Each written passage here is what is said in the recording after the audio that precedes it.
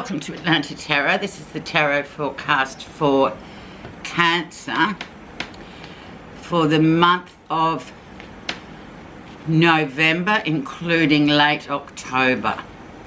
So Cancer, we're in your follow cousin sign of Scorpio. So it's very much emotional. It's water being the element. It can bring up lots of, it's a time of, it's almost like a time of retrospect, looking, or introspection, just looking in to see how the year's gone for you and bringing up any things that, issues probably, that rise to the surface in this time that we haven't dealt with. It's quite karmic in a way in Scorpio. So let's see what's going to be in store for the dear Cancer people. And we have the energy around is the beautiful Empress. So you have abundance. It's a very feminine energy. It is actually the card for the Cancer, the major arcana for the Cancerian. So I need say no more. So it's just a lot of abundance coming your way. Very feminine, as I said.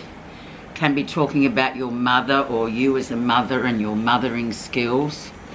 Also can indicate a pregnancy if with another sort of certain group of cards, but very much the feminine way.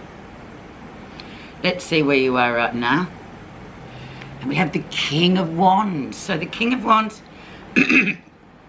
male energy obviously, King Wands, very much international man of mystery. This is a man that may be in your life that comes and goes, flies in, flies out, or you meet him on the fly, that all that kind of thing. He's a very sort of,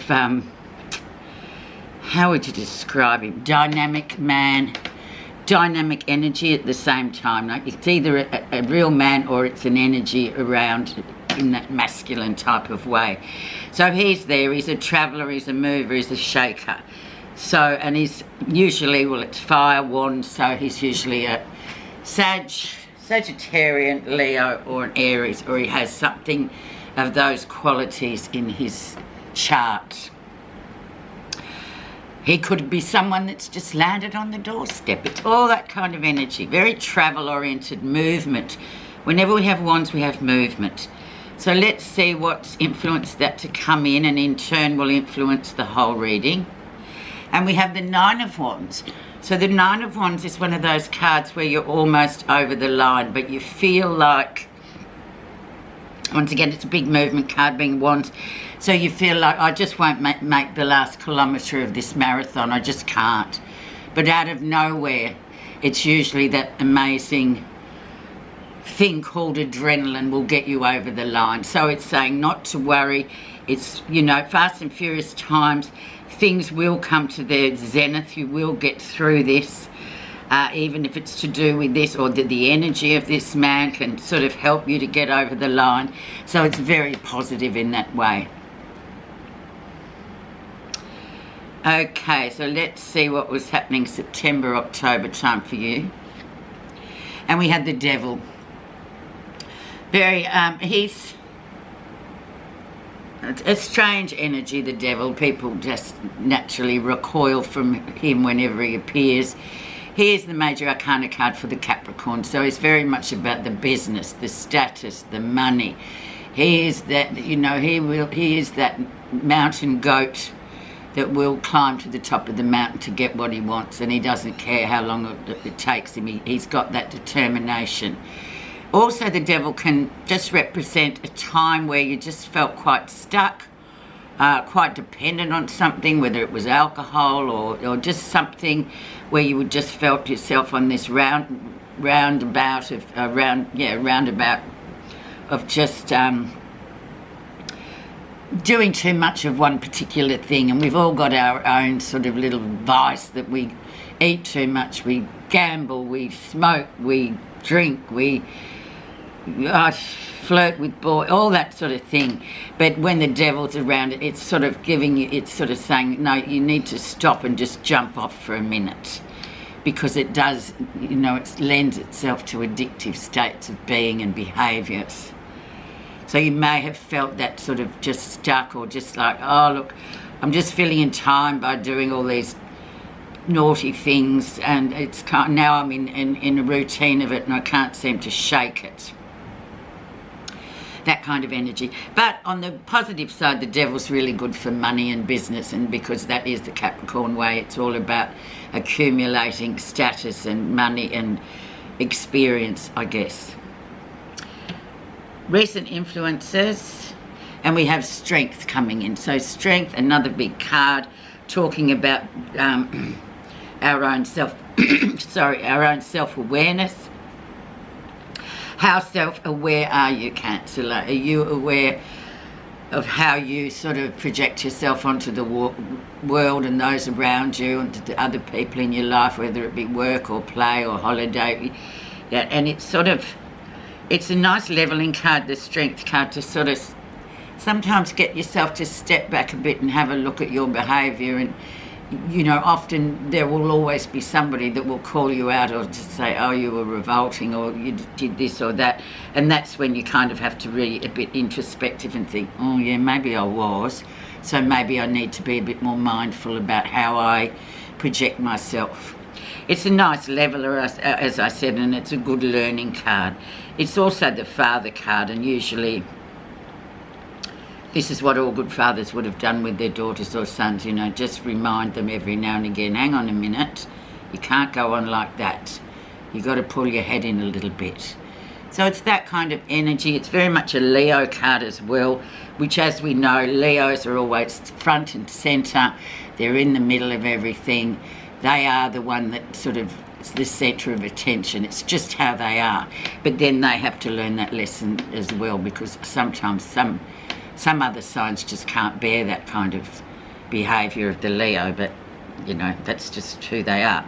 So, nice card. Be self-aware. The lesson you'll be learning. Just kick back and have a bit of a relax. You can still be in life, you can be viewing life, but you're sort of just relaxing a little bit. You're not sort of really going for it and participating. I think you've already done all that, but now it's time just to have a bit of a observation time and just watch the world go by rather than be, you know, in the middle of it doing the things. It can also talk about illness coming to the fore as well. Now, before I forget, I'm been on holiday, so I'm a bit remiss. You are in your 5th house this month, Cancer, so it's the house of fun and creativity. So remember that. Be light-hearted and buoyant this month. Sorry, I forgot to say it in the beginning. 5th house, fun, good times, meeting up with people, just enjoying yourself and your own creativity. Near future. And we have the 6 of Swords, so things going from a choppy sort of sea to a very calm one, smooth sailing, especially in the faculty of your mental, you know, your mind. Things may have been, you know, up in the air a bit, probably up here in September, October in the Libra time, and now it's kind of coming down, like it's just reducing all that energy, that sort of mind energy is sort of now levelling back to be, you know, your emotional Cancerian way of just going by intuition, not letting your brain sort of take over your intuitive side.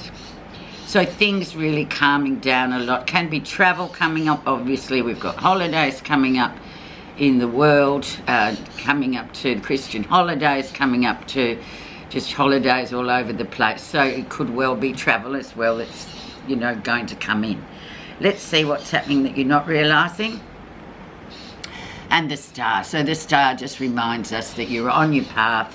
There's no mistakes. You haven't taken the wrong route. You are exactly where you're meant to be. The people that come in are meant to come in. Whoever crosses your path, or they're there for a specific meaning, for learning, for, you know, just doing our souls learning to be human beings sort of job that we do. Okay, so wonderful. Don't forget, we're always where we're meant to be, even though it may feel like, no, this is wrong, this is just not what I want. It is what you need. how others see you. Now, this can either be how they project their feelings onto how they see you. So necessarily it wouldn't be how you see yourself, if you know what I mean. And 6 of coins, so what a lovely card. Very much a giver, giving and receiving in equal measure. Very much about, you know, having things in the coins, which is your earth, sort of very stable card. You know, having things just balanced well, very aware of other people, giving without expecting a receipt or something back. You're just naturally quite balanced at this time, Cancer. So once again, a lovely card, how others see you. What you're feeling positive about.